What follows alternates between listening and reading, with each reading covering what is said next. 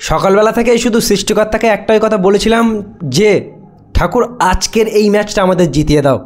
তার কারণ আজকে আমাদের ভারতের বিপক্ষে গোটা ক্রিকেট বিশ্ব ছিল।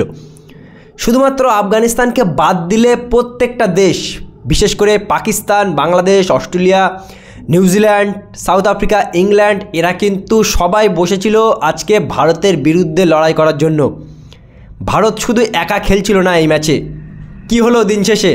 রোহিত শর্মার ভারতীয় দলের কাছে কাপটা গেল। ভাই সোশ্যাল মিডিয়ায় যে আমি একটা আগে ভিডিওটা আপলোড করেছি যেখানে আমি আনন্দ উদযাপন করছি, বাংলাদেশি কিছু মানুষের মানসিকতা এত মেন্টালিটি এত খারাপ বন্ধুরা, দেখলে সত্যিই রাগ হয়। তারা নিজেরা তো কিছু করতে পারবে না, ভারতকে নিয়ে বাজে বাজে ভিডিও করে। দেখলি তো ভাই আজকে ভারত কেমন করে চ্যাম্পিয়ন হলো, এখন কি বলবি ভাই? এই দিনের কারণেই কিন্তু শুধু আমি চাচ্ছিলাম যে আজকে যেন ভারত চ্যাম্পিয়ন হয় যে করে হোক, আর ভারত চ্যাম্পিয়ন হয়ে দেখালো আবার।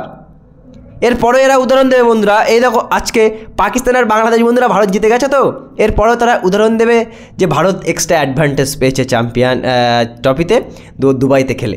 তা ভারত যখন দুবাইতে খেলার কথা হয়েছিল তখন তোমাদের ক্রিকেট বোর্ড ভারতের পক্ষে ভোট দিয়েছিল কেন ভাই?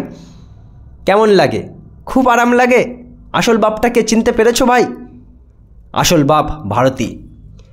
সবাই বসেছিল ভাই ভারত যাতে হেরে যায়, ভারত যেন হেরে যায়। উপরওয়ালার কাছে দোয়া করছিলে তোমরা ভারত যেন হেরে যায়। দেখো উপরওয়ালার কাছে খারাপ দোয়া চলে, মানুষের খারাপের জন্য যদি তোমরা দোয়া করো সেই দোয়া কখনোই কবুল করে না উপরওয়ালা। মানলে তো? চ্যাম্পিয়ন ট্রফিতে একটাও ম্যাচ না হেরে আবারও একবার চ্যাম্পিয়ন হলো ভারতীয় দল। নিউজিল্যান্ড দল 2000 সালে আমাদেরকে হারিয়েছিল, সেই বদলাটা নিয়ে নিল রোহিত শর্মার দল। এই ভারতীয় দল শেষ পর্যন্ত চ্যাম্পিয়ন হয়ে শান্ত হলো বন্ধুরা।